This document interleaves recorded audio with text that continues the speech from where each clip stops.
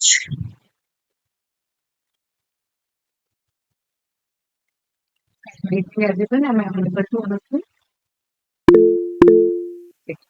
से हमारा एक नया सब्जेक्ट स्टार्ट हो रहा है।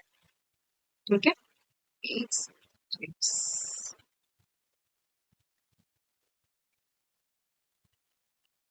देखिए, ये चीज मैं कई बार बोलती हूँ कि हमारे जो कोर्स है, चाहे वो किसी भी स्टेट का कोर्स हो, उसमें सारे सब्जेक्ट इवन दो, लाइक कुछ कुछ सब्जेक्ट ऐसे जैसे हमें लगता है सीआरपीसी, सीपीसी, ठीक है, ये सब्जेक्ट्स क्या हैं? ये सब्जेक्ट्स कहने को ये बहुत बड़े सब्जेक्ट्स हैं, ठीक है, लेकिन इनमें बातें चीजें क्या लिखी क्लियर, कि आप इस लाइन को मतलब इनकी सब्जेक्ट की यदि लाइन को 10 बार पढ़ लोगे ना, तो ऑटोमेटिकली समझ में आने लग जाएगा कि लिखा क्या है, प्रोसीजर क्या लिखा हो। ठीक है, ये हुआ सीपीसी, हुआ सीआरपीसी, हुआ या आप मान लो लाइक कॉन्स्टिट्यूशन हुआ। समझ में तो आ रहा है, बस केस लॉज लिखे होते हैं कॉन्स्टिट्यूशन में, लेकिन समझ में तो आ रहा है कि क्या लिखा है क्या नहीं लिखा हुआ, क्या फंडामेंटल राइट्स हैं, क्या फंडामेंटल ड्यूटीज है। लेकिन कुछ सब्जेक्ट्स ऐसे होते हैं जो पढ़ो तो समझ में नहीं आते कि लिखा क्या है, जैसे एसआरए, लिमिटेशन, एविडेंस और टी। ये 4-5 सब्जेक्ट ऐसे हैं, इनकी लैंग्वेज है ना, बेयर एक की लैंग्वेज ही हार्ड। क्या है? बेयर एक की लैंग्वेज ही हार्ड है, समझ में ही नहीं आता। जैसे आप यदि टीपीए का सेक्शन 13 देखोगे, तो उसको समझने से पहले कम से कम 10 बार तो समझो कि क्यों, कहाँ अनलेस लगा दिया, किस पे अप्लाई नहीं होता, बच्चा पैदा हुआ है या नहीं हुआ है। यदि बच्चा पैदा नहीं हुआ, अनबॉर्न पर्सन है, ठीक है, अनबॉर्न पर्सन है, तो आपको माइंड में ये कंसेप्ट लगाना पड़ेगा कि अनबॉर्न है, तो ये तो जो टीपीए है वो तो लिविंग पर्सन पे अप्लाई होता है। सबको पता है? एक बार सब हैंड रेज करो, पता है कि टीपीए जो ट्रांसफर ऑफ प्रॉपर्टी एक्ट है, वो केवल जिंदा लोगों पे अप्लाई होता है। तो भाई अनबॉर्न तो अभी पेट के अंदर है, बच्चा पेट के अंदर है, तो सेक्शन 13 पे कैसे टीपीए अप्लाई होता है? तो ये सारा माइंड एप्लीकेशन करने से पहले आपको इनका कंसेप्ट क्लियर करना होता है। जैसे जैसे एविडेंस भी है।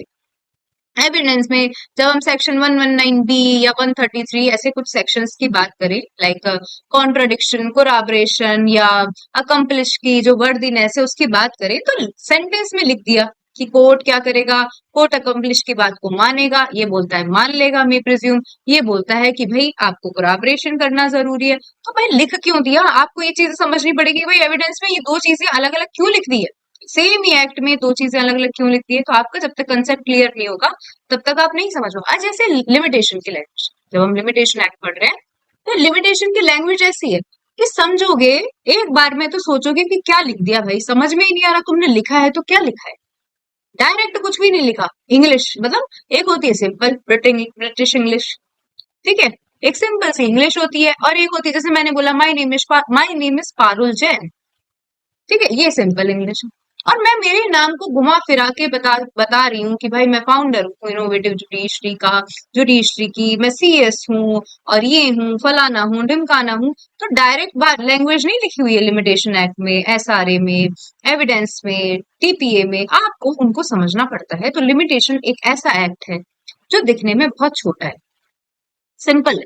मैं क्या बोल रही हूँ? सिंपल है, बहुत सिंपल है। लेकिन आपके लिए इसकी कंसेप्ट क्लैरिटी जरूरी है कि ये सेक्शंस डाले तो क्यों डाले, पता होना चाहिए कि भाई हमने ये चीज मतलब हम इस जो एक्ट है इसका उद्देश्य क्या रहा होगा इस सेक्शन को इंसर्ट करने के, ठीक है। और आज की क्लास से बस लास्ट क्लास है, 4-5 या मतलब मैक्सिमम मैं ट्राई करूंगी 6 दिन में खत्म करवा दूं, और अच्छे से कंसेप्ट क्लैरिटी के साथ, ऐसा जल्दी जल्दी नहीं करवाऊंगी। आप सुन लो, जो लिमिटेशन एक्ट है ना, क्यों है लिमिटेशन?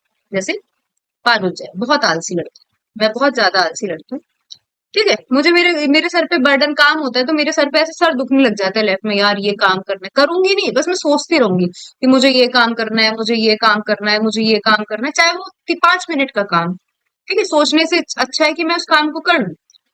लेकिन ये लड़की जो है वो बैठी रहेगी, इसको केस लगाना है कि पारुल ने, मान लीजिए अश्मिता है, अश्मिता ने पारुल का कोई, मान लीजिए किस इसके प्रति कोई कॉज ऑफ एक्शन रहा, इसने पैसे नहीं दिए, खूब पैसा है पारुल के पास में, नहीं दिए, अश्मिता ने पैसे, गई नहीं कोर्ट, कोर्ट नहीं गई। अब क्या होता है, थोड़े दिन बाद याद आता है, थोड़े दिन बाद ऐसे लगता है यार अश्मिता से पैसे लेने हैं, 6 साल बाद जा रही है कोर्ट में कि सर मुझे अश्मिता से पैसे ले, क्या लेने, मुझे अश्मिता से पैसे लेने हैं। तो कोर्ट बोलेगी तू एक काम कर, तू इतने दिन से सो रही थी और सोच, क्या कर, तुम इतने दिन से सो रही थी, तुम और सो जाओ, तुम्हें पैसे नहीं मिले।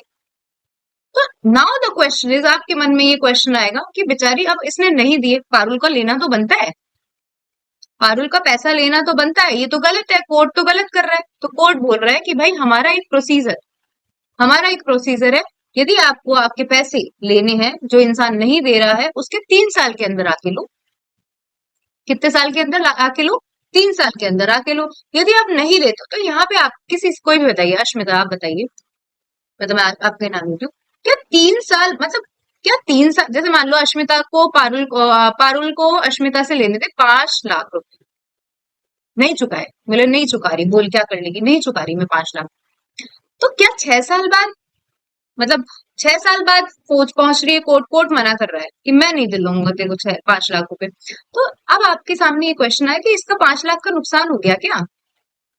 ये 5 लाख क्या किसी और तरीके से निकाल सकती है? नहीं निकाल सकती। कोई भी है जो बता सकता है ऐसा कि 5 लाख रुपए इसको मिलने चाहिए, नहीं मिलने चाहिए? निकाल सकती मैम, अदर सोर्स अपना के। अदर सोर्सेस से। अब सब एक बार हैंड रेज कर दीजिए। भाई ये जो एक्ट है आपकी जुडिशियल रेमेडी को बार करता है, ये जो एक्ट है आपकी जुडिशियल रेमेडी को बार करता है। माइंड में कभी ये मत सोचना कि पैसे नहीं निकाल सकते। भाई मान लीजिए कि अश्मिता की कोई एक्टिव है, नहीं दूंगी मैं वापस तेरे को, तू जब तक मेरे 5 लाख नहीं देगी, तो अदर रेमेडीज अवेलेबल है। माइंड में यही रखना कि लिमिटेशन एक्ट आपकी जुडिशियल रेमेडीज को ही बार करता है। आप किसी अन्य तरीके से पैसे रिकवर करवा सकते हैं, आपके अधिकार को बार नहीं कर रहा। क्या कर रहा है? आपके अधिकार को बार नहीं कर रहा है, राइट को बार नहीं कर रहा है। एक बार सब हैंड रेज कर दीजिए, राइट एंड रेमेडी आपके अधिकार को बाहर नहीं कर रहा। 5 लाख तो तू 20 साल बाद भी तेरा बनता है लेना, लेकिन तुम्हारी जुडिशियल रेमेडी को खत्म कर, क्या कर दिया है? जुडिशियल रेमेडी को खत्म कर दिया। अब देखिए, अब समझते हैं, एक्ट वैक्ट तो बाद में गया, कंसेप्ट समझना इज पेंडेंट। समझना कि लिमिटेशन एक्ट, जो लिमिटेशन एक्ट है, इसके अंदर आप ऐसे कैसे, आप कोई अधिकार बनते हुए देखते हो क्या? कोई अधिकार बन रहे हैं, ऐसा कुछ नहीं देखते आप कि कुछ नहीं, आप कुछ डिफाइन करते हुए नहीं देखते हो ऐसे, मतलब अपार्ट फ्रॉम डेफिनेशन। बट ये प्रोसीजर बताता है कि भाई इतने टाइम के बाद में आप आ नहीं सकते हो, इतने टाइम के बाद में, मतलब आपके लिए इतना टाइम डिसाइडेड है। तो ये मतलब अधिकार नहीं, ये आपको कोई सब्सटेंटिव लॉ नहीं है। सब्सटेंटिव लॉ मतलब कि आपको कुछ डिफाइन करके नहीं देता है, ना ही आपके अधिकार खत्म करता। मैं बार बार बोल रही हूँ, राइट। यदि क्लास में आप आज के बाद बैठोगे तो आपके माइंड में समझ लेना कि इसने राइट को खत्म नहीं किया है। आप 100 साल के भी हो जाओगे, मर भी जाओगे, आपके लीगल रिप्रेजेंटेटिव आपके राइट को एक्सरसाइज करवा सकते हैं, लेकिन कोर्ट में आने से मना कर, ठीक है? तो ये कोई सब्सटेंटिव लॉ नहीं है। सब्सटेंटिव लॉ होते हैं जहां पे किसी चीज को ऐसे डिफाइन किया जाता है, डिफाइन यहाँ भी किया जाता है लिमिटेशन में, लेकिन लिमिटेशन में आप ये शब्दों को डिफाइन कर रहे हैं। लिमिटेशन एक्ट का जो सेक्शन 2 देखेंगे ना, तो वहां पे लिखा होगा पेटिशनर बोलोगे तो किसको बोलोगे पेटिशनर, ऐसे कुछ पर्टिकुलर आत्मा को डिफाइन नहीं किया किसी शब्द की, तो ना किसी के अधिकार को खत्म कर रहा है। तो ये एक सब्सटेंटिव लॉ नहीं है। कौन सा लॉ है? Procedural law. एक बार हैंड रेज कर दो, एग्जाम में आएगा कि लिमिटेशन एक्ट कौन सा लॉ है, तो आपको लिखना है प्रोसीजरल लॉ। कौन सा लॉ है? प्रोसीजरल। लेकिन समझना, सेक्शन 27 आज की डेट में सुन लो, बाद में नहीं बताऊंगी मैं। सेक्शन 27 बता तो दूंगी आपको, लेकिन अभी से याद कर लो, the limitation act is a procedural law. कौन सा लॉ है? Procedural law. बट इसका एक्सेप्शन है। कौन सा एक्सेप्शन है? सेक्शन 27। क्या होता है देखो, सुनो, ऐसे ही सुन लो कि यहाँ पारुल, यहाँ पे मान लीजिए मोहन है, मोहन की गर्लफ्रेंड है श्रुति, ठीक है? मोहन की गर्लफ्रेंड है श्रुति। अब ये है ना, श्रुति इसके घर पे रहती है, एक्चुअल पोजीशन में है। कैसे पोजीशन में? एक्चुअल पोजीशन में, ठीक है? इसका घर खाली नहीं कर रही है, बैठी है आराम से। 12 साल हो गए इमूल प्रॉपर्टी को रिकवर करने के। छोटी छोटी चीजें मैं बोलती जाऊंगी, सुनते जाना। जैसे मैंने बोला पैसों को रिकवर करने के लिए, तो आपके माइंड में जिंदगी में आज की बात याद रखना है, 3 साल टाइम है, 3 साल। इमूल प्रॉपर्टी के लिए 12 साल का टाइम, ठीक है?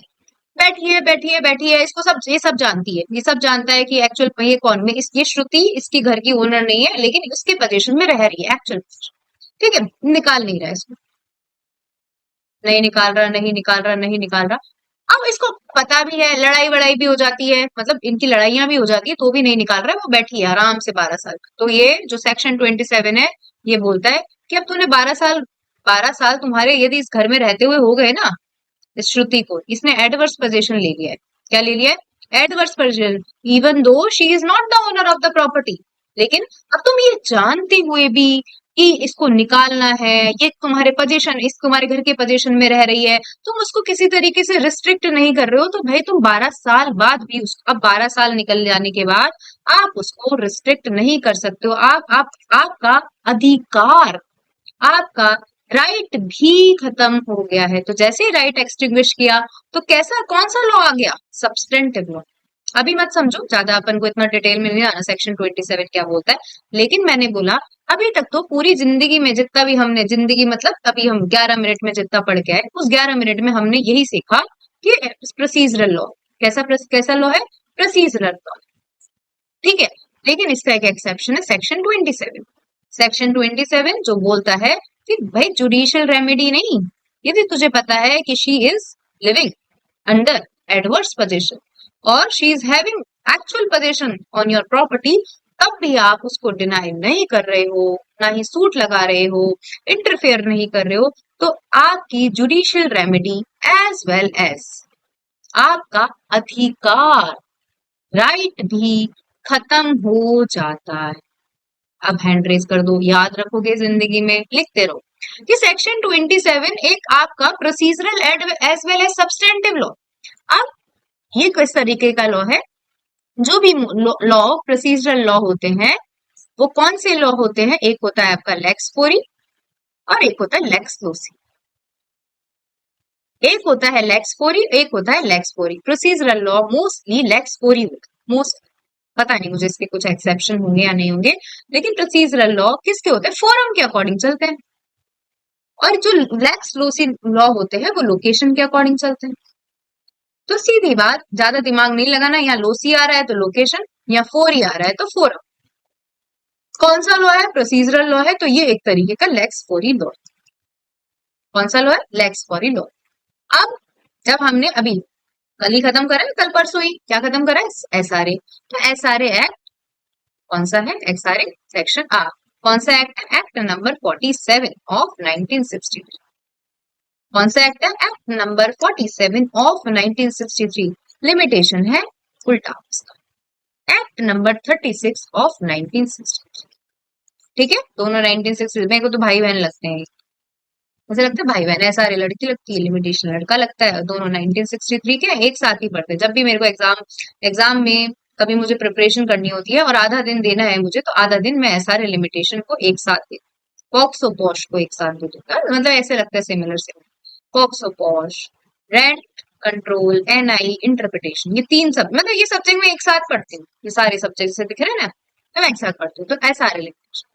अब क्या देखो, अब आपको यहाँ पे दो तीन चीजें दिखेगी इसमें। आपको दिखेगा पेटिशनर, आपको दिखेगा एप्लीकांट, शब्द दिखेंगे आपको पेटिशनर दिखेगा, एप्लीकांट दिखेगा, प्लेंटिफ दिखेगा। ठीक है, ये सब चीजें दिखेगी। तो देखो प्लेंटिफ किस में लगेगा? सूट में। बिल्कुल एक एक शब्द की गरिमा को बनाए रखना है। ये शब्द मतलब लॉ में एक एक शब्द की गरिमा को आपको बनाए रखना है। जहां सूट लिखा है वहां आपको समझ में आ जाना चाहिए क्या लगी, क्या लगी, लगी प्लेंटिफ, मतलब सूट लिखा है मतलब प्लेंटिफ है, प्लेंटिफ लिखा है मतलब सूट लगा, एप्लीकेंट मतलब एप्लीकेशन लगी, पेटिशनर अपील। ये छोटे छोटे शब्द आपको दिखते जाएंगे। अब और समझो, यहाँ पे पारुल जैन, तो she could be the petitioner, she could be the petitioner. लेकिन मान लीजिए पारुल की कोई ट्रस्टी है, पारुल का कोई एग्जीक्यूटिव है, एग्जीक्यूटर, पारुल का कोई एडमिनिस्ट्रेटर। ध्यान से सुनना, एक तो मैंने बोला पारुल खुद एप्लीकेशन लगा रही है, तो पारुल इज एन एप्लीकांट, या सूट लगा रही है प्लेंटिव, या वो लगा रही है अपील लगा रही है तो पेटिशनर, तो कुछ भी हो सकती है पारुल। लेकिन मान लीजिए कि पारुल बड़ी आदमी है, बहुत बड़ी आदमी है, इसने ट्रस्ट पे दे रखी प्रॉपर्टी, तो इसके ट्रस्टी हो सकते हैं, इसके एडमिनिस्ट्रेटर हो सकते हैं, इसके एग्जीक्यूटर्स हो सकते हैं, कुछ भी हो सकते हैं इसके। तो यहाँ पे क्वेश्चन है, यहाँ पे आपके सामने अभी क्वेश्चन आएगा, अभी अपन जब डेफिनेशन पढ़ेंगे, कि यदि ये लोग एप्लीकेशन लगा रहे हैं, ये लोग एप्लीकेशन लगा रहे हैं, तो भी क्या पारुल को एप्लीकेंट माना जाएगा? तो ध्यान रख लो जी हाँ। ठीक है, आपका प्री का क्वेश्चन बन सकता है कि एप्लीकेशन, पारुल का ट्रस्टी है, मान लीजिए पारुल की ट्रस्टी है टीना, टीना ने एप्लीकेशन लगाई तो एप्लीकांट कौन हो सकता है? तो टीना भी हो सकती है and as well as Parul भी हो सकती है। इवन तो पारुल को कोई लेना देना नहीं है, टीना पारुल के बिहाफ पे लगा रही है, तो भी एप्लीकांट, पेटिशनर या कुछ भी किसे माना जा सकता है? पारुल को माना जा सकता है। अच्छा, ये बहुत अच्छा और बहुत बहुत अच्छा, बहुत इंटरेस्टिंग एसआरए से तो लाख गुना सिंपल। ठीक है, लेकिन आपको कंसेप्ट लैंग्वेज आपको लिखने की जरूरत नहीं है, मतलब थोड़ी थोड़ी लैंग्वेज ही लिखो बेयर एक्ट की, लेकिन ऐसा नहीं है एज इट इज लैंग्वेज छाप दो, क्योंकि लिख ही नहीं सकते। पता नहीं, मतलब पता नहीं, वो भगवान ही होगा जिसको याद रहती होगी, मुझे तो याद नहीं। आ जाइए देखते हैं, इतना रामायण गा ली अपन ने, देखते हैं क्या लिखा है। जब तो जाते हैं,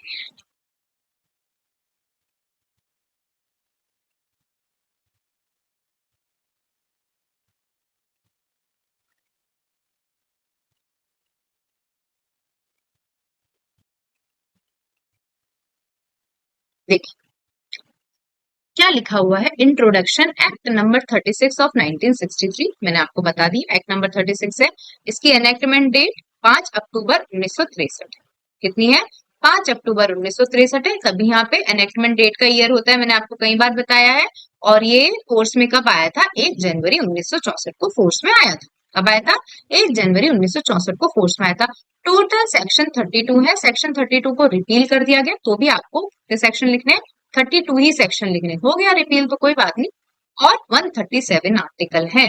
कॉन्स्टिट्यूशन में आर्टिकल होते हैं, कभी आपसे इंटरव्यू में पूछ लिया जाए ठीक और कहाँ आर्टिकल है, तो लिमिटेशन के पीछे शेड्यूल में आर्टिकल लिखे हुए हैं, सेक्शन वेक्शन नहीं लिखे, सीरियल नंबर नहीं लिखे, आर्टिकल नंबर, आर्टिकल नंबर। देखो क्या क्या बोला मैंने आपको, दो तीन चीजें याद कराती गई। एक 3 ईयर याद करवाया पैसों के केस में, इमोरल प्रॉपर्टी में मैंने 12 ईयर याद, क्या याद करवाया? 12 ईयर याद करवाया। एक और चीज याद करवा देती हूँ, ये आर्टिकल 120, धीरे धीरे बीच बीच में बताती जाऊंगी मैं। आर्टिकल 120 याद कर लो, बेयर में उसमें लिख लो। आर्टिकल 120 क्या बोलता है कि यदि कोई मर जाता है, यदि कोई पार्टी मतलब डिफेंडेंट प्लेंटिफ मर जाता है, तो उसके एलआर को आने के लिए 90 दिन दिए जाते हैं। कितने दिन दिए जाते हैं? 90 डेज दिए जाते हैं कि भाई ये मर गया है, कोई भी जो भी है, मतलब कोई भी मर गया है और मैं इसका एलआर बनूंगा। तो यदि तुम 90 दिन के अंदर नहीं आते हो, तो कौन है? निकिता है क्लास में? है क्या क्लास में निकिता? पढ़ा है सीपीसी? और है कोई 90 दिन के अंदर नहीं आती हो तो सूट क्या हो जाएगा? कोई बता सकता है? शब्द बताओ, इंपॉर्टेंट शब्द है, किसी को आइडिया? सूट क्या हो जाएगा? अबेटमेंट। सूट का अबेटमेंट हो जाएगा। सूट क्या हो जाएगा? जैसे मान लो कि यहाँ पे पारुल है, पारुल को नहीं मारे, जिंदा रहना जरूरी। यहाँ पे मोहन है, यहाँ पे मोनू है, और यहाँ पे सूट। ये दो तीन लोग क्या है? तीन लोगों ने सूट लगाया, किसके ऊपर? मान लीजिए नमन नाम के बच्चे के ऊपर सूट लगाया। अब मान लीजिए मोहन मर जाता है, समझना, मोहन मर जाता है और 90 डेज के अंदर इसका जो एलआर है वो नहीं आता है, नहीं आता है। तो अब मोहन के संबंध में क्या हो गया है? सूट का अबेटमेंट हो गया है। तो कितने दिन के अंदर आना है मोहन के एलआर को? 90 डेज के अंदर। किस आर्टिकल के तहत? आर्टिकल 120 के तहत। ये बहुत दिमाग लगाऊंगी, अभी ज्यादा अपन को दिमाग नहीं लगाना। ये ऑर्डर नंबर 23 है। तो यदि मोहन का एलआर नहीं आता है, तो मोहन के संबंध में सूट अबेट हो जाता है। मतलब अब नया सूट नहीं लाया जा सकता। ये बार टू फ्रेश फर्दर सूट है कि भाई तेरे को जब आने बोला 90 दिन में, तो तू आया क्यों नहीं? एक बार सब हैंड रेज करो, याद रखोगे आर्टिकल 120। मैंने कुछ बोला ही नहीं है, मैंने जस्ट बोला आर्टिकल 120, क्योंकि ये प्री में पूछा जाता है आपसे कि आर्टिकल, क्योंकि मोस्टली यही चीज है, मर गया कितने दिन में आना, आर्टिकल 120 90। अब देखो, अब जो जो चीजें थी वो सब चीजें मैंने आपको बता दी, जो जो चीजें थी मैंने आपको बता दी है, मतलब लिमिटेशन का कंसेप्ट थोड़ा तो क्लियर हो गया। तो आ जाइए कैरेक्टरिस्टिक्स इसकी पढ़ते हैं हम, विशेषताएं। क्या पढ़ते हैं इसकी? इनकी विशेषताएं पढ़ते हैं। देख, this act provides maximum time limit for filing suit, appeal and application. अपन सब सब पढ़ेंगे। अपील प्रेफर होती है, जो जो बोल रही हूँ सुनते जाओ। सूट फाइल होता है, अपील प्रिफर होती है और एप्लीकेशन मेड होती है। ये शब्द आपको एग्जाम में लिखने हैं भाई। जब अपन अपन लिखने में तो क्या है, सब लिख देंगे, लेकिन आप छोटी छोटी चीजें लिखोगे ना कि सूट इंस्टीट्यूटेड। सूट क्या होता है? सूट हमेशा इंस्टीट्यूट होता है। अपील क्या की जाती है? अपील प्रेफर की जाती है और एप्लीकेशन मेड की जाती है। कभी सुना है सूट मेड किया गया? ये नहीं सुना होगा ना, सूट मेड किया गया। तो याद कर लो, मैंने क्या कहा, सूट इंस्टीट्यूट किया जाता है, ठीक है, अपील प्रेफर की जाती है और जो एप्लीकेशन है वो मेड की जाती है। अभी समझ में आएगा कि क्यों समझा रही हूं मैं ये सब चीज। तो इन्होंने कहा कि ये जो एक्ट है मैक्सिमम टाइम लिमिट प्रोवाइड करता है, किसके लिए?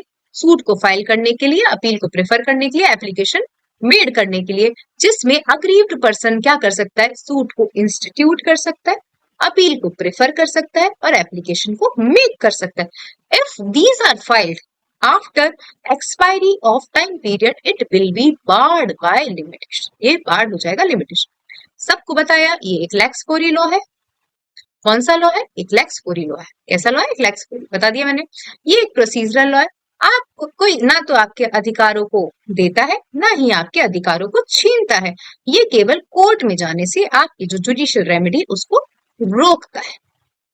फिर बार बार सेम चीजें, जो बेस था लिमिटेशन का, बेस यही है कि लिमिटेशन आपके केवल जुडिशियल रेमेडी को रोक रहा है। किसको रोक रहा है? जुडिशियल रेमेडी को रोक रहा है, आपके अधिकार को रोक नहीं रहा है। आप एक्स्ट्रा जुडिशियल मैनर से जाकर कुछ भी चीजें जो भी आपको करनी है रिकवर कर सकते हो। Punjab national bank others versus Surendra Prasad Sinha की जो रूल ऑफ लिमिटेशन है, जो सेक्शन 3 है, वो केवल आपकी रेमेडी को बार करता है, आपके अधिकार को बार नहीं करता। अगेन बार बार सेम चीजें लिखी हुई है। बॉम्बे डाइंग एंड मैन्युफैक्चरिंग, मुझे केस बहुत अच्छा लगता है, दिखने में सब सिंपल लगता है, इसलिए मैं याद कर लेती हूँ। Bombay dyeing and manufacturing versus state of Bombay. इन्होंने कहा कि लिमिटेशन जो है वो आपकी रेमेडी को बार करता है, लेकिन आपके डेट को एक्सटिंग्विश नहीं कर रहा है। एक्सेप्शन आप सभी को बता दिया मैंने, सेक्शन 27 इसका एक्सेप्शन। अब एक बार पहले हैंड रेस कर दो, समझ में आया? समझ में आ रहा है ना जो जो चीजें मैं बोल रही हूँ? किसी को कोई डाउट है तो क्लास के एंड में, मैम बीच में नहीं। एक्सटिंग्विश डेट खत्म मतलब खत्म खत्म। एक्सटिंग्विश मतलब डेट को खत्म नहीं होता, खत्म। एक्सटिंग्विश मतलब होता है खत्म करना, आपकी डेट को थोड़ी खत्म कर रहा है, ठीक है। अब आओ, यहाँ पे आप सबके मन में डाउट होता है, सुन लो, कि लिमिटेशन एक्ट एग्जाम में किस किस वाले उसमें आता है? सिलेबस में, सिविल सिलेबस में मोस्टली आपको सिविल में दिखेगा लिमिटेशन। तो मेरे जैसे लोग बुद्धि चलाते हैं, एग्जाम में पूछा गया क्या लिमिटेशन सिविल पे ही अप्लाई होता है या क्रिमिनल पे भी अप्लाई होता है? तो मैं सोच रही हूँ कि यार मैंने आरजेएस का जो भी सिलेबस देखा था या किसी भी जुडिशरी का सिलेबस देखा था, उसमें 2 पेपर होते हैं, एक सिविल पेपर होता है, एक क्रिमिनल पेपर होता है। सिविल में लिखा है लिमिटेशन, तो हो सकता है ये किस पे अप्लाई हो? सिविल पे ही अप्लाई हो। तो कभी आपने देखा है भाई लिमिटेशन क्रिमिनल मैटर्स पे भी अप्लाई होता है, क्रिमिनल मैटर्स पे भी अप्लाई होता है, लेकिन अपील और एप्लीकेशन, समझ में आई? अपील एंड एप्लीकेशन में। लेकिन सिविल में, सूट में, अपील में, एप्लीकेशन में, तीनों पे अप्लाई होता है। एक बार हैंड रेस करो, मतलब माइंड को कंफ्यूज मत करना कि अपील ये क्रिमिनल पे अप्लाई नहीं होता। आप देखोगे कि यदि मान लीजिए किसी व्यक्ति को डेथ पेनल्टी दे दी गई है, लिख तो कितनी बार लिखा रहता है डेथ पेनल्टी दे दी गई है, तो पीछे लिखा है शायद 113, 114, 115, 116 में कि आप 30 दिन के अंदर कहा जा सकते हो हाई कोर्ट, मतलब कितनी पेटिशन। तो ये देखो यहाँ पे लिखा हुआ है कि जो लिमिटेशन है वो civil as well as criminal matters पे भी अप्लाई होता है। सिविल में आपको अपील एप्लीकेशन सूट दिखेगा, क्रिमिनल में आपको अपील एंड एप्लीकेशन दिखेगा कॉग्निजेंस के लिए। मतलब जो भी आप ऐसे होता है, जब अपन सीआरपीसी का शायद 473 लिमिटेशन पढ़ते हैं, मतलब 473 वाला चैप्टर पढ़ते हैं, तो वहां पे लिखा हुआ है कि जो 0 से शायद 6 महीने तक के पनिशेबल हैं उसके लिए 1 साल है, 6 महीने से 1 साल तक नहीं, जो भी देख लेना है, 1 साल से 3 साल तक के क्योंकि 3 साल से ज्यादा का कोई लिमिटेशन पीरियड नहीं है। मुझे बस इतना याद है कि 3 साल से ज्यादा वाले जो क्रिमिनल मैटर्स होते हैं उसके लिए कोई भी लिमिटेशन पीरियड नहीं है। आपकी जब इच्छा हो आप कंप्लेन लगा सकते हो या आप एफआईआर दर्ज कर सकते हो, ठीक है। तो ये यही क्वेश्चन है कि क्या दोनों पे अप्लाई होता है? तो जी हाँ, दोनों पे अप्लाई होता है। सिविल पे भी अप्लाई होता है, क्रिमिनल मैटर्स पे भी अप्लाई होता है। सिविल क्रिमिनल, सिविल में सूट, अपील, एप्लीकेशन, क्रिमिनल में हमें अपील और एप्लीकेशन दिखेगी पीछे शेड्यूल। 1900 एक्ट था इससे पहले, जो थर्ड लॉ कमीशन से क्या कर दिया गया था, रिपील कर दिया गया था। क्वेश्चन है कि बस यही है कि क्या लिमिटेशन एक्ट एग्जॉस्टिव है, तो जिस मैटर में डील करता है उसमें एग्जॉस्टिव है, ज्यादा दिमाग लगा। किस लिस्ट में आता है भाई, कौन करंट लिस्ट का हिस्सा है, एक होती है अपनी स्टेट लिस्ट, एक होती है अपनी यूनियन लिस्ट, और एक होती है कौन करंट लिस्ट। तो कौन करंट लिस्ट का हिस्सा है, तो state as well as centre दोनों इस पे लॉ बनाए सकते। अब यहाँ पे क्वेश्चन आता है, सबने पढ़ा होगा सेक्शन 27 इंडियन कॉन्ट्रैक्ट एक्ट, ठीक है, नहीं भी पढ़ा सुन लो, यदि नहीं पढ़ा है तो ये बात करता है कि आप किसी को लीगल प्रोसीड MTNL करके आप किसी को लीगल प्रोसीडिंग में जाने से रोक नहीं सकते हो, ना ही आप किसी का टाइम खत्म कर सकते हो, ना ही बढ़ा सकते हो। यहाँ पे बोला कि अब ये लॉ है, वैसे भी मैं हूं पारुल और यहाँ पे सामने मान लो विनी मैम दिख रही है मुझे, तो पारुल और विनी है, वो सोचते हैं कि एक काम करते हैं, चलो अपन है ना, विनी और पारुल बोल रहे हैं कि यार मान ले विनी कि यदि तुमने मुझे 5 लाख रुपए फला तारीख को नहीं दिए, तो क्या राइज हो जाएगा, कॉज ऑफ एक्शन राइज हो जाएगा। क्या राइज हो जाएगा, कॉज ऑफ एक्शन राइज होगा। तो मैं मान लीजिए मेरी क्लोज फ्रेंड है और मैंने कहा विनी एक काम कर, मैं एक काम करती हूँ, मैं तुझ पे 5 साल तक केस नहीं लगाऊंगी। तो लॉ पागल है क्या जो लिख दिया इसने, ऐसे तो हर जगह मर्जी चलती रहेगी, हर जगह। पारुल पारुल विनी की कम खास दोस्त है तो इसको 5 साल दे रही है, सानिया की खास दोस्त है तो इसको 10 साल दे रही है, और गरिमा की कम खास दोस्त है तो ये बोल रही है कि 1 साल के अंदर ही सूट ला सकती है, बाद में नहीं ला सकती। तो ऐसा नहीं होता है, ना ही पार्टी किसी के ये लिमिटेशन के मतलब अपने स्वयं के कॉन्ट्रैक्ट के द्वारा भी ना ही किसी का टाइम रिड्यूस कर सकती है, ना ही किसी का टाइम बढ़ा सकती है। ठीक है, तो ऐसा नहीं होता, जो लिखा है उसके अकॉर्डिंग चलना पड़ेगा। इसके तो दो एक्सेप्शन दिखते हैं सेक्शन 27 वो 6 में, वो 29 में, वो देख लेंगे अपन, इसमें अभी अपन को परेशान नहीं होना है। तो देखो, बाय म्यूचुअल एग्रीमेंट, मैंने विनी से म्यूचुअल एग्रीमेंट करा कि भाई अपन में लिमिटेशन एक्ट अप्लाई नहीं होगा, मेरी इच्छा है कि मैं तुझ पे कभी भी सूट लगाऊं, तेरी इच्छा है तू मुझ पे कभी भी ऐसा नहीं। आप म्यूचुअल एग्रीमेंट से ना ही इसको रिमूव कर सकते हो, ना ही किसी का टाइम बढ़ा सकते हो, ना ही घटा सकते हो। आपने ऐसा किया तो क्या होगा, सेक्शन 27 गलत बोल रही थी कि मैं, 27 किसका है, 28 28 है। 20 ना, सेक्शन 27 मैरिज, देख लेना कौन सा है, ट्रेड वाला है। ट्रेड वाला है, हाँ ठीक है। तो सेक्शन 28 में इन्होंने कह दिया कि ये आप ऐसा कुछ करते हो तो ये वॉइड है, ऐसा कुछ आप क्लॉज नहीं डाल सकते। अब देखो, limitation does not bar defence, ठीक है। ये अभी मत देखो, अपन सेक्शन 3 के साथ पढ़ लेंगे। Limitation based on 2 Maxim's, limitation जो एक्ट है वो बेस्ड ऑन 2 मैक्सिम, क्यों क्यों 2 मैक्सिमम, विजिलेंटिबस, नॉन डॉर्मेंटिबस, जुरा सबिट, कि भाई जो अपने अधिकारों के प्रति जो क्या कर रहा है कि means the law will assist only those who are vigilant with their rights, not those who are sleep. कि लॉ हमेशा जो जागरूक व्यक्ति होते हैं उनकी रक्षा करता है, उनको सपोर्ट करता है, ना कि पारुल जैन जैसे लोगों को जो अपने अधिकारों के प्रति सोते रहते हैं, स्लीप ओवर करते। तो क्या बोला, विजिलेंटिबस, नॉन डॉर्मेंटिबस, जुरा सबिएंट, मैं तो ऐसे ही बोलती हूँ तो देख लेना आपको जब भी प्रोनाउंसिएशन हो, कि law only assist those who are vigilant, जो अपने अधिकारों के प्रति विजिलेंट है with their rights, and not those who are slip upon it, कि जो सोते रहते हैं वो सोते रहे। और दूसरा कि भाई ऐसे तो केस जिंदगी भर चलते रहेंगे, तुमने बोला कि तुमने बोल दिया कभी भी लिया हो, तो ऐसे तो कभी केस का खत्म ही नहीं होगा। इंटरेस्ट रिपब्लिका और सिट फिनिश लिटियम, ये स्टेट के इंटरेस्ट में है कि हमेशा लिटिगेशन का अंत होना चाहिए। क्या होना चाहिए, अंत होना चाहिए। किस पे अप्लाई नहीं होता लिमिटेशन, किस पे अप्लाई नहीं होता, डिफेंडेंट पे अप्लाई नहीं होता, मतलब डिफेंस पे, डिफेंडेंट मत बोलो, डिफेंस पे अप्लाई नहीं। ये लिखा है, अभी ये समझ में आएगा क्यों लिखा, limitation does not bar defence. Of course plaintiff suit institute करता है ना, एप्लीकेंट एप्लीकेशन लगाता है ना, उसको टाइम से लगानी, तो आपके डिफेंडेंट को, डिफेंस को बार नहीं कर।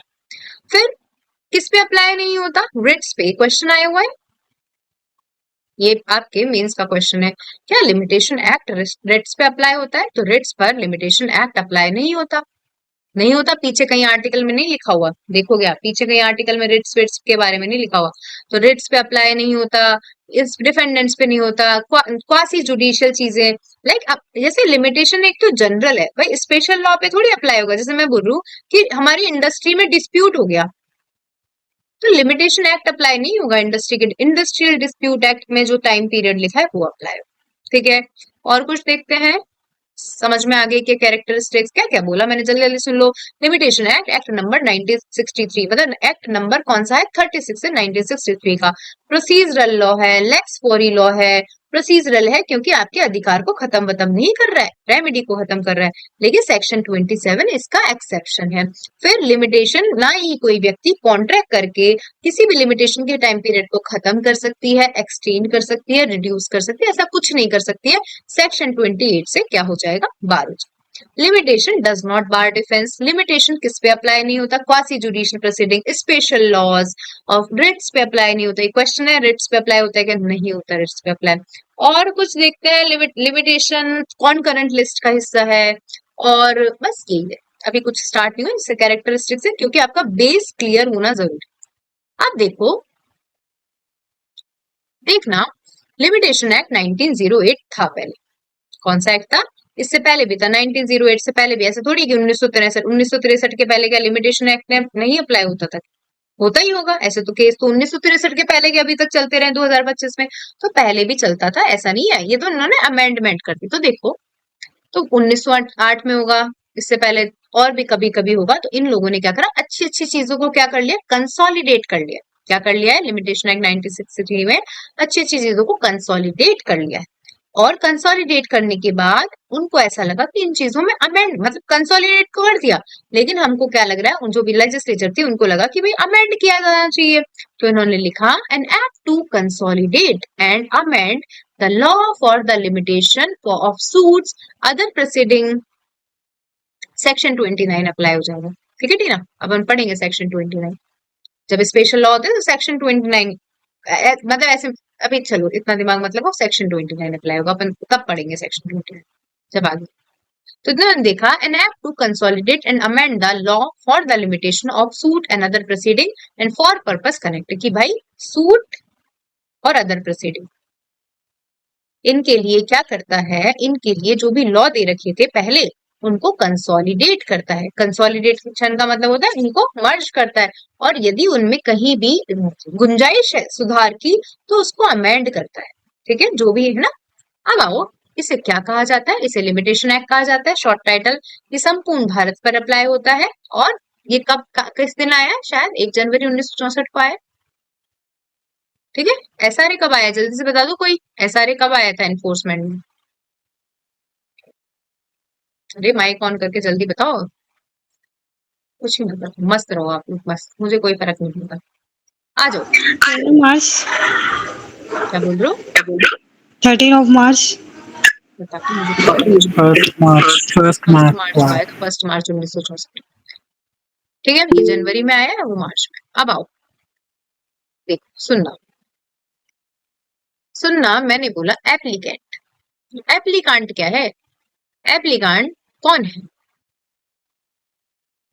तो एप्लीकांट का मतलब देखो, लिमिटेशन के लिए क्या होता है, पेटिशनर चीजें यूज होती है मोस्टली, कि यार सर हम तो लिमिटेशन के अंदर फाइल कर रहे हैं, मतलब एप्लीकांट के अंदर कौन इंक्लूडेड, पेटिशनर कौन इंक्लूडेड है, एप्लीकांट के अंदर है पेटिशनर, जो पेटिशन लगा रहा है, क्या लगा रहा है, पेटिशन लगा रहा है। और कौन इंक्लूडेड है, मतलब यहाँ पे पारुल, सिखाया था मैंने, यहाँ कौन इंक्लूडेड, पारुल। और देखो दूसरी पॉइंट क्या लिखा हुआ है, देख, मान लीजिए यहाँ पे निकिता दिख रही है मुझे,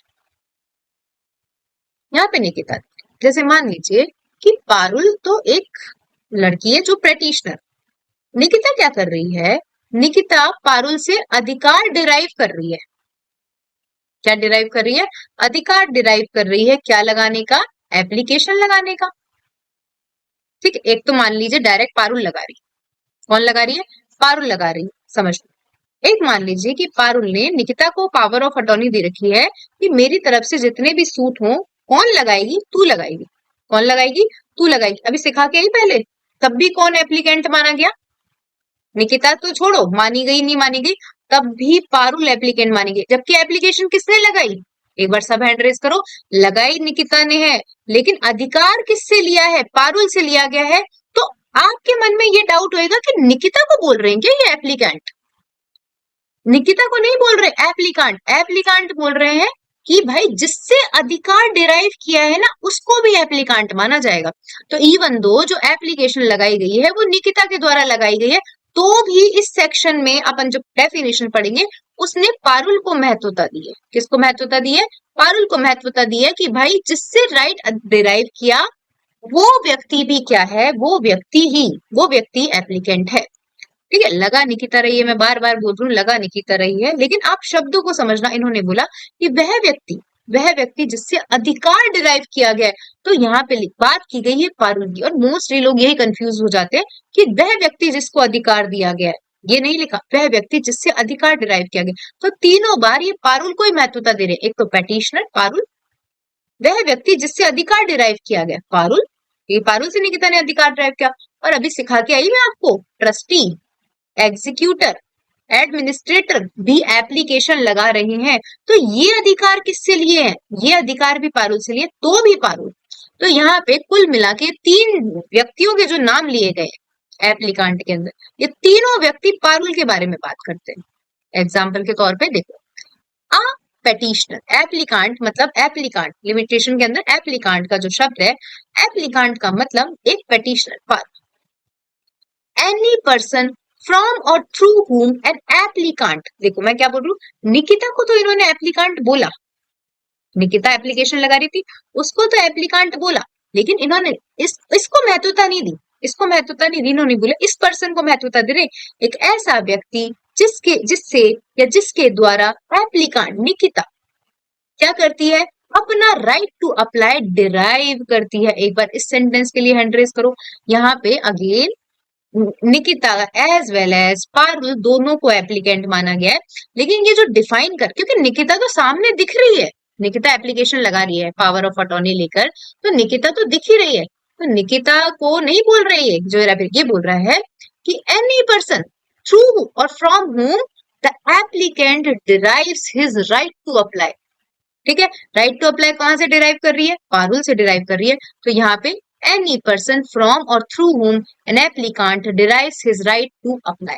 ठीक है, और एनी पर्सन, देखो एनी पर्सन, इसको महत्व, इस पे एक लाइन खींच लेना कि ये ज्यादा इंपॉर्टेंट शब्द है। Any person whose estate is represented by the applicant. Again मान लीजिए कि निकिता ट्रस्टी है, निकिता एडमिनिस्ट्रेटर है, निकिता रिप्रेजेंटेटिव है, तो निकिता तो है ही, लेकिन वो किसकी प्रॉपर्टी को रिप्रेजेंट कर रही है, किसकी प्रॉपर्टी को एडमिनिस्टर कर रही है, किसकी प्रॉपर्टी की ट्रस्टी बनी है? पारुल की प्रॉपर्टी। तो यहाँ पे आप एग्जाम्पल यदि लिखना चाहो, क्योंकि बहुत सारे बच्चे कंफ्यूज होते हैं, मैंने क्या बोला? Applicant means a petitioner, applicant means any person from or through whom द एप्लीकांट derives his right to apply। ठीक है, third, any person whose property is represented by the applicant as administrator, as trustee and as other representative। एक बार hand raise कर दीजिए, 4 definition याद हो गई आपको, अभी देखेंगे 4 कैसे। एक बार सब हैंड रेज करो, आ जाओ। पहले है एप्लीकेंट, ए में है 2 के ए में है एप्लीकांट। ठीक है, फिर आता है 2 का आई, प्लेंटिफ। कैसे याद करोगे? जैसे मैंने कहीं देखा था यूट्यूब पे, प्लेंटिफ में कितने आई है? कितने आई है प्लेंटिफ में? 2 आई। कितने आई है? 2 आई है। तो प्लेंटिफ कहाँ डिफाइन किया गया? 2 के आई। कहाँ डिफाइन किया गया? 2 के आई में डिफाइन किया गया। और डिफेंडेंट में कितने ई है? डिफेंडेंट में स्पेलिंग देख लेना, 2 ई है, तो डिफेंडेंट कहाँ डिफाइन किया गया? शायद 2 के ई में डिफाइन किया गया। एक बार चेक कर लेंगे जितना मुझे याद है। आइए देखते हैं कौन कौन डिफाइन कहाँ कहाँ किया गया। देखो डिफेंडेंट में कितने ही है? डिफेंडेंट में 2 ही है। तो देखो डिफेंडेंट का मतलब डिफेंडेंट तो है। अब यहाँ पे पेटिशनर का उल्टा शब्द तो क्या होगा? डिफेंडेंट का मतलब डिफेंडेंट तो है, लेकिन डिफेंडेंट का मतलब वह व्यक्ति। जैसे मान लो निकिता को मैंने पावर ऑफ अटॉर्नी दे रखी है कि तू मुझे डिफेंड कर, तो जस्ट उल्टा लिखा हुआ है यहाँ पे। ठीक है, वह व्यक्ति, वहां पे लिखा था एप्लीकांट, देखो, एप्लीकांट में एप्लीकांट ने डिराइव किया है, यहाँ पे any person from or through whom are defendant. तो even though Nikita as a defendant क्या कर रही है, निकिता एज ए डिफेंडेंट मेरे सूट को लड़ रही है, लेकिन कौन है, मेरे से अधिकार लिया है उसने डिफेंस लेने का। तो any person from or through whom are defendant, ठीक है, किसके बारे में बोल रहा है, ये निकिता के बारे में बोल रहा है, ये पारुल के बारे में बोल रहा है। Any person from or through whom a defendant derives his liability to be sued. एक बार सब हैंड रेज कर, तो सेंटेंस बनाना तो आता है, इतने बड़े आदमी हो गए होंगे। वहां पे लिखा हुआ है कि applicant derives his right to apply, तो डिफेंडेंट आप ऐसे थोड़ी लिखोगे, वेयर डिफेंडेंट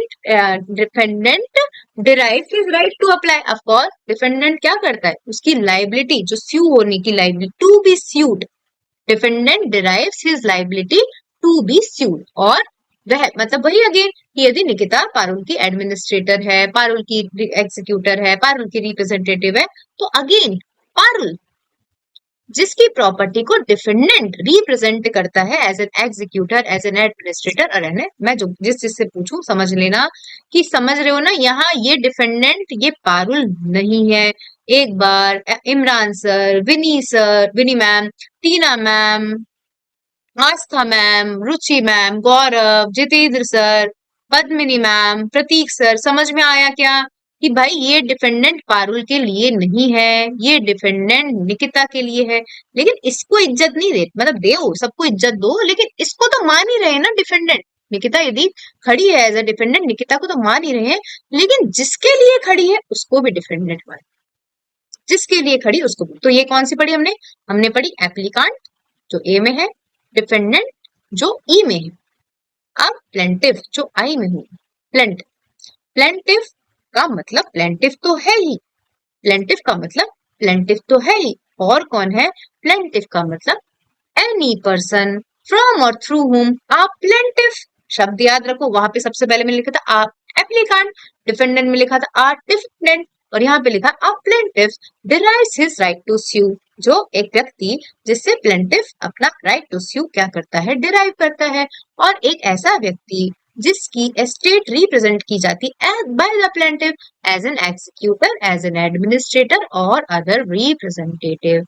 एक बार सब हैंड रेज कर दीजिए। तीन डेफिनेशन हम याद कर चुके हैं। बेरक उठाओ, 2 मिनट का टाइम दे रही हूँ, तीनों डेफिनेशन याद, पूरा सीरियल नंबर से याद होनी चाहिए, 2 का ए, 2 का ई, 2 का आई, और तीनों डेफिनेशन आराम से बहुत अच्छे से याद करवा दिए मैंने। नहीं याद हो तो अब वो आपकी गलती है। मेरे उठाओ, 7:48 हो रहे हैं, 7:50, 7:48 हो रहे हैं, 7:51 का तीनों डेफिनेशन पढ़ के आओ, और इसका जो प्रीएम्बल है वो भी पढ़ के।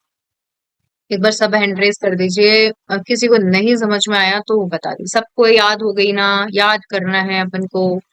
देखो समझ मत, देखो समझना जरूरी है, लेकिन समझने के बाद याद करना भी जरूरी। अब आओ अच्छी डेफिनेशन, कोई अच्छी देखते हैं, सुंदर सी डेफिनेशन देखते हैं।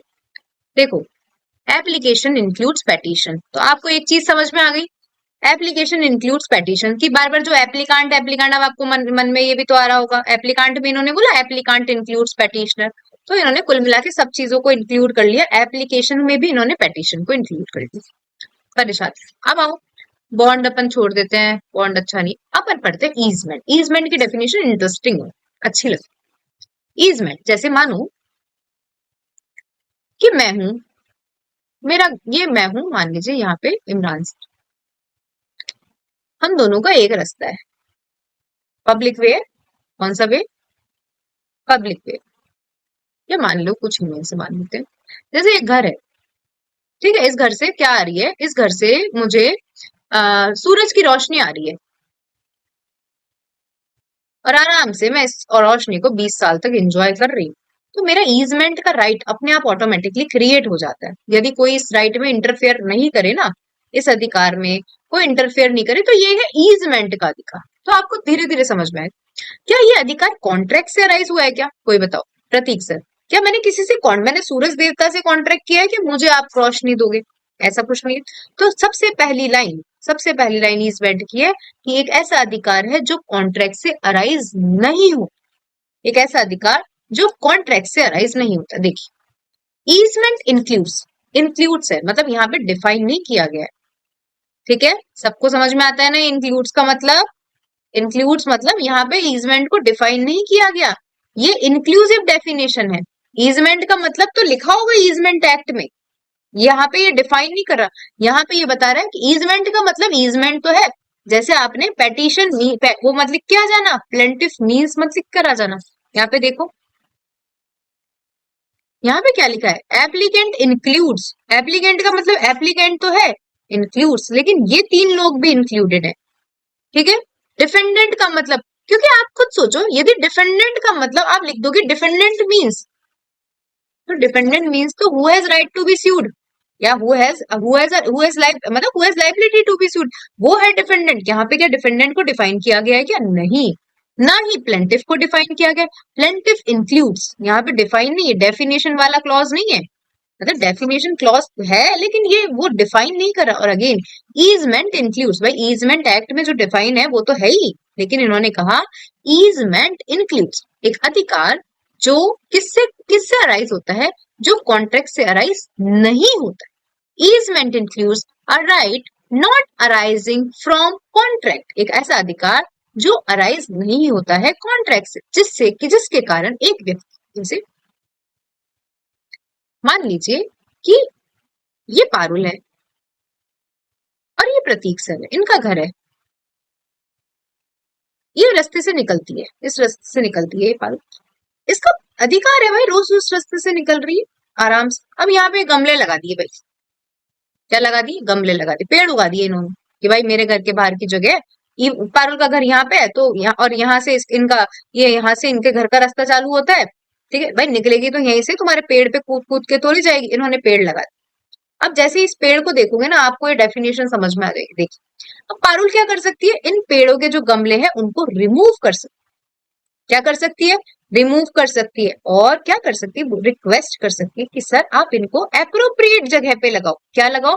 मैं बोलूंगी कि सर मैं निकलती हूँ इस रास्ते से, मेरी कार निकलती है, ठीक है, मेरी कार निकलती, तो आप एक काम करो, मेरी एक्टिवा निकलती है, तो आप इसको बीच में से मत हटाओ, बीच में मत लगाओ प्लीज, रिक्वेस्ट कर। मैं या तो गुस्से में, क्या गुस्से में होंगे तो मैं ले बैठ, मैं तो तोड़ दूं, मेरी जैसी इंसान हो तो तोड़ दे, तो मैं क्या कर सकती हूँ? रिमूव। लेकिन आज से 5 साल पहले वाली पारुल हो तो रिक्वेस्ट करके बोलेगी अप्रोप्रिएट।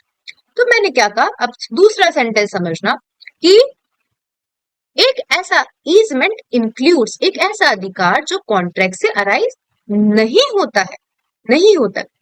और ये पारुल क्यों कर रही है? अपने प्रॉफिट के लिए कर रही है कि भाई मेरी कार निकलेगी, मेरी एक्टिवा निकलेगी, बाय विच वन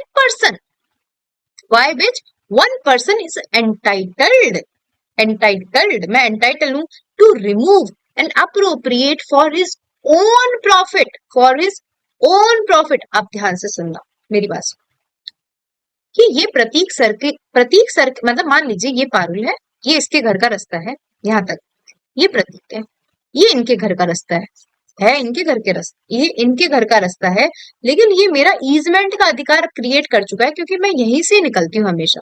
इवन तो इनके घर का रास्ता है लेकिन मेरा ईजमेंट का अधिकार है, यहाँ पे मैं निकलती हूँ इस रास्ते से। तो अब मैं किसकी प्रॉपर्टी को, मतलब इवन दो ये मेरी प्रॉपर्टी नहीं है, इवन दो ये मेरी प्रॉपर्टी नहीं है, ये किसकी प्रॉपर्टी है? सॉइल बिलोंगिंग टू अदर, ये जो मिट्टी है ये किसकी है? प्रतीक सर की है। तो मैं अपने बेनिफिट के लिए क्या कर रही हूँ? रिमूव कर रही हूँ और अप्रोप्रिएट कर रही हूँ क्या चीजें? देखो, any part of the soil belonging to another, any part of soil belonging to another. और अब देखो, इसलिए मैंने पेड़ का एग्जांपल दिया था कि मैं पेड़ हटा दूंगी और मैं कुछ पत्ते वत्ते हैं उनको हटा दूंगी, उन्होंने पौधे उगा दिए। और एनीथिंग ग्रोइंग इन मतलब आप मान लीजिए पौधे जो गमले में नहीं, ऐसे ही जमीन से उन्होंने उगा दिए। अटैच्ड, अटैच्ड, ठीक है, एनीथिंग ग्रोइंग अटैच्ड एक साथ पढ़ लो कि जो पौधे हैं वो ग्रोइंग है और अटैच्ड है, अटैच कर दिए, एक तो उगा दिए, उन्होंने लगा दिए तो मतलब अटैच्ड। और सबसिस्टिंग अपॉन, सबसिस्टिंग मतलब गमला, याद कर लो, तीन बोला मैंने, एक तो इन्होंने लगाए, एक तो इन्होंने डायरेक्ट जमीन से लगा दी, ग्रोइंग मतलब उगाए हैं बिल्कुल जमीन से, एक इन्होंने बाजार से लाके खरीद के, यहाँ पे इन्होंने बीज डाला तो ग्रोइंग। अटैच मतलब इन्होंने बाजार से पौधे खरीद के लगाए, अटैचिंग। और सबसिस्टिंग अपॉन मतलब गमले के ऊपर उगा दिए, subsisting upon the land of another. पूरा सेंटेंस आप बिल्कुल एग्जाम्पल से याद करोगे ना तो सब याद हो जाए। देखो मैंने क्या बोला, ईजमेंट इंक्लूड्स बिल्कुल मेरी शक्ल याद रखना और मेरा एग्जाम्पल याद रखना। ईजमेंट इंक्लूड्स, क्या है ईजमेंट इंक्लूड्स, ठीक है, a right. easement includes a right which is not arised from a right not arising from not arising from contract। मेरा कोई अधिकार, मैंने कोई कॉन्ट्रैक्ट वॉन्ट्रैक्ट नहीं किया है उनसे। not arising from, by which a person, मैं, is entitled, मैं अधिकृत हूं, क्या क्या कर रही हूं मैं, रिमूव, टू रिमूव, और appropriate for his own profit, own मतलब खुद के प्रॉफिट के लिए, for his own profit anything, देखो any part of soil belonging to another, belonging to another। अब जो जो मैंने याद करा वो याद करो, another और anything, क्या करा था मैंने, anything growing, मैंने बीज डाला था तो वो उसने उन्होंने बीज डाला तो anything growing, और क्या करा था मैंने, उन्होंने पौधे लाके अटैच करा था, अटैचिंग, और subsisting upon the land of another। एक बार सब हैंड रेज करो और इस डेफिनेशन, मतलब बहुत कठिन डेफिनेशन है, मैं सही बता दूं आपको, दिखने में ऐसी लगती है, अभी समझाई ना, तो दिखने में ऐसी लगती है, बहुत सिंपल है। अब इस मेरे एग्जांपल के थ्रू इस चीज को याद करने की कोशिश करो। अगेन मैं आपको 2 मिनट का टाइम दे रही हूँ, क्योंकि डेफिनेशन पूछी जाती है, ईजमेंट का मतलब क्या होता है, ठीक है, आइए देख लीजिए। देखिए स्क्रीन है, स्क्रीन पे देखो, 2 मिनट, 7 बज के, अगेन 8 8 बज के 3 मिनट, 2 मिनट का टाइम दूंगी। डेफिनेशन याद करो, पेन हो ना तो पेन से ऐसे लिख देना, क्योंकि आप आज लिख दोगे तो मतलब 70% आपके माइंड में बैठ चुकी है, आज के बाद फिर कभी नहीं भूलोगे। पेन लेके बैठो और एक रफ कॉपी लेके बैठो, पहले इसको पढ़ो 3 मिनट तक, और मतलब एक मिनट पढ़ो, 8 बज के 3 मिनट तक आपको टाइम दे रही हूँ, 2 मिनट इसको जस्ट ऐसे रेंडमली लिख के देखो।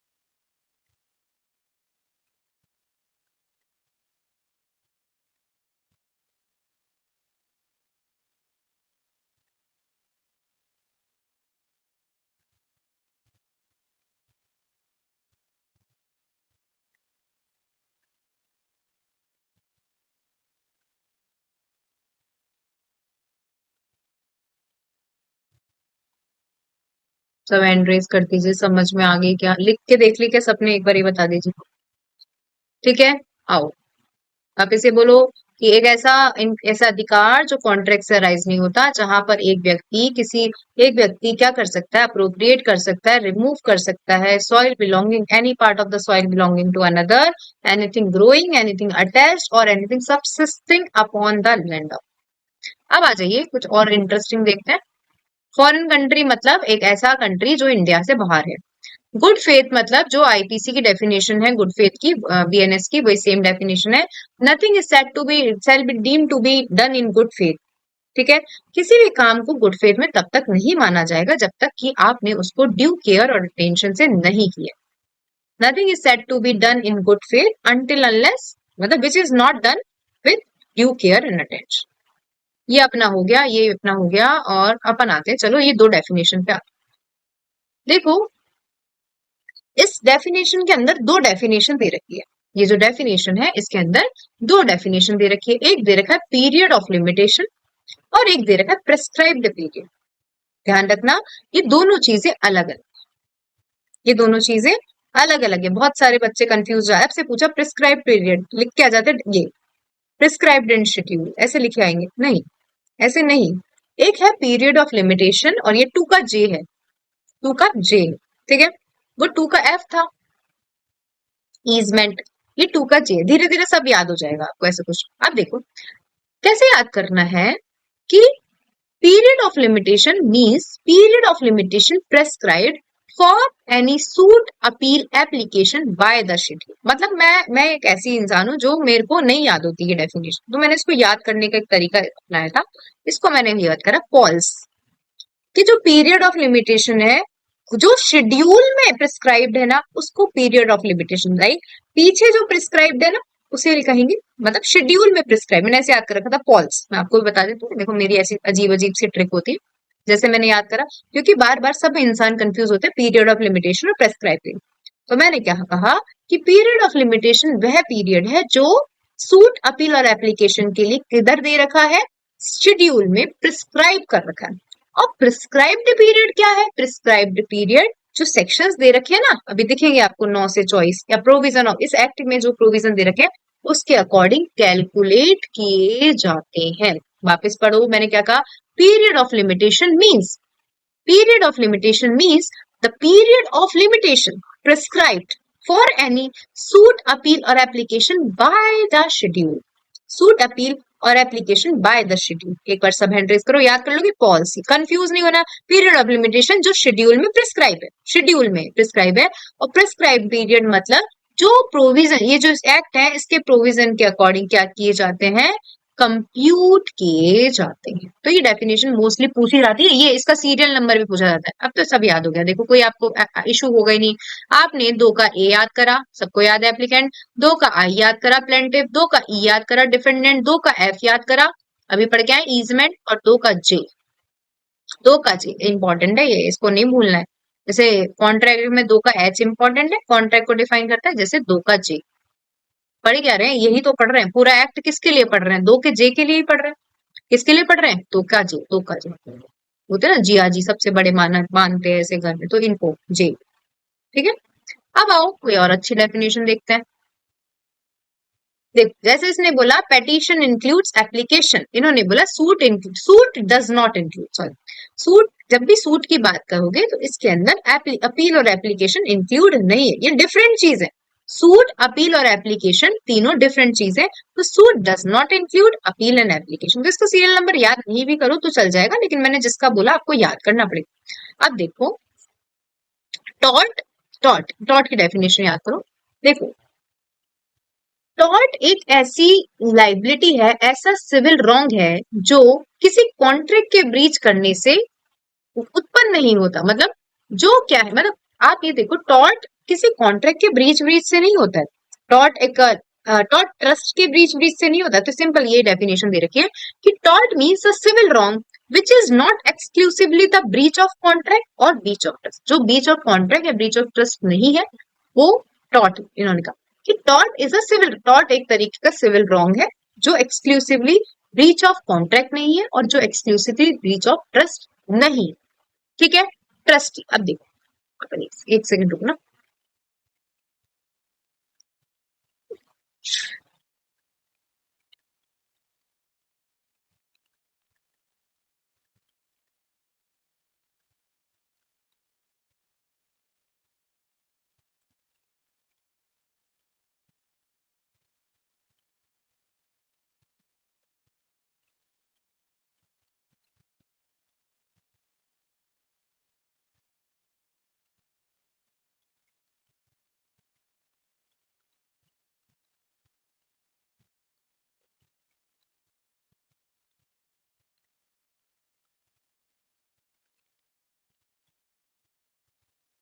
देखिए, अब देखना किसकी बात हो रही, ट्रस्ट। आप खुद सोचो, बस ये अच्छी डेफिनेशन लास्ट अपन याद कर लें, बहुत ज्यादा ओवर हो जाएगा वरना। ट्रस्टी, देख, ट्रस्टी का मतलब ट्रस्टी तो है जिसको ट्रस्ट पे प्रॉपर्टी दे रखी है। ये डेफिनेशन बता रही है कि ट्रस्टी में क्या इंक्लूड नहीं है, ट्रस्टी में क्या इंक्लूड नहीं। खुद सोचो, जैसे लास्ट डेफिनेशन सुन के जाओ, अच्छी है, समझ में कम नहीं आएगी वरना।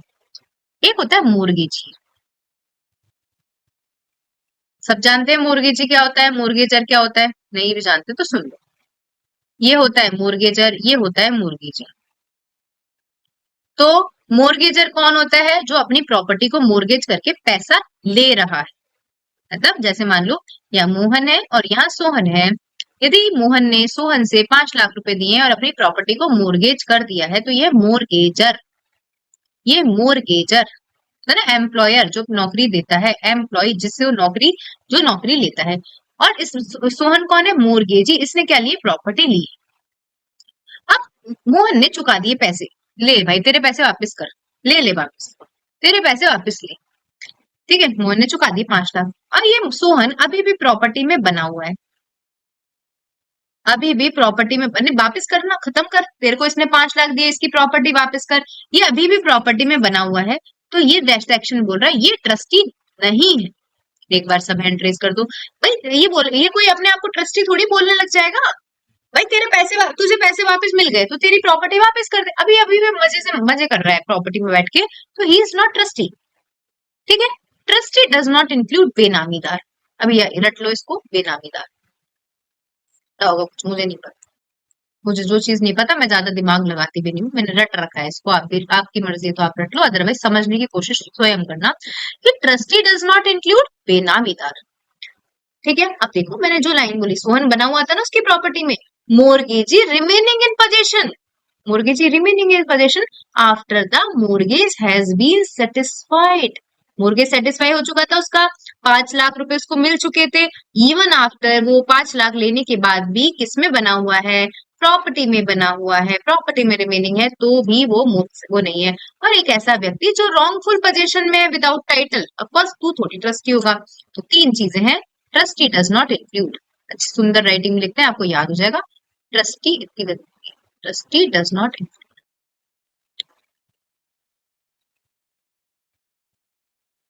बेनामीदार, ठीक है, mortgagee in possession even after mortgage is satisfied, or person in wrongful possession. ठीक है, बाकी की डेफिनेशन अपन कल पढ़ेंगे। Thank you so much, thank you so much.